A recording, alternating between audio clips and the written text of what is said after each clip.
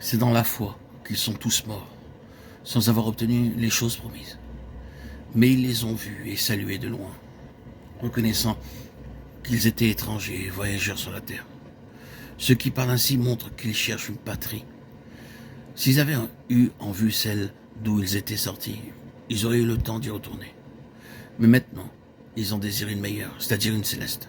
C'est pourquoi Dieu n'a pas honte d'être appelé leur Dieu, car il leur a préparé une cité.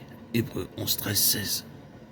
Un peu de temps avant que ces messages ne soient donnés, désirant être tranquille et loin d'un certain nombre de choses, je suis allé me retirer à la campagne, le cœur tourné vers le Seigneur, vers sa parole.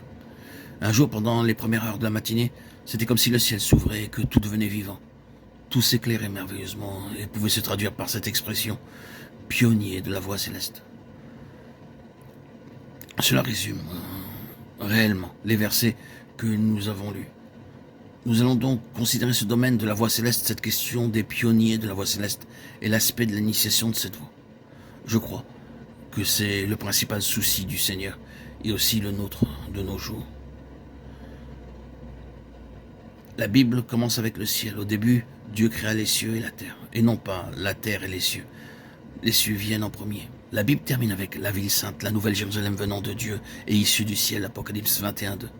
Et de même que le ciel est au commencement et à la fin, ainsi tout dans la parole de Dieu, du début jusqu'à la fin, est du ciel et pour le ciel. Il en est ainsi dans le domaine naturel comme dans le domaine spirituel. Les cieux gouvernent la terre et le terrestre doit répondre au céleste. Ce sont les cieux, c'est le ciel qui est la finalité, tout doit être à la lumière du ciel. Répondre au ciel et venir du ciel, c'est la somme des paroles divines, le contenu tout entier des Écritures. Ce monde, cette terre, sont reliés à quelque chose de très grand.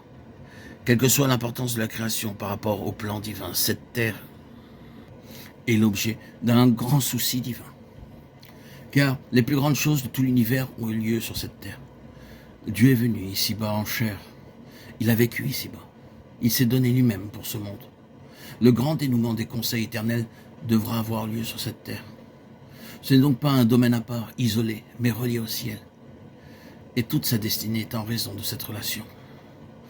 Son importance réside dans son rapport avec quelque chose de plus grand que ce qu'elle est en elle-même avec le ciel. La Bible enseigne que Dieu est situé au ciel. Dieu est au ciel, Ecclésiaste 5:1.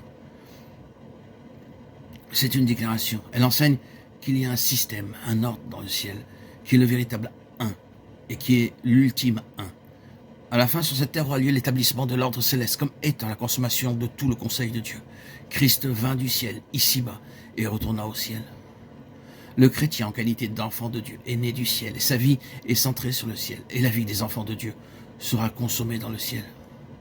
L'Église, ce chef-d'œuvre de Dieu, est d'origine céleste, a reçu un appel céleste, et sa destinée est céleste. Dans toutes ces choses, et bien d'autres encore, les cieux gouvernent. Daniel 4, 26. Le grand facteur du céleste gouverne tout. De même, si nous sommes des enfants de Dieu, toute notre histoire et notre éducation sont en rapport avec le ciel.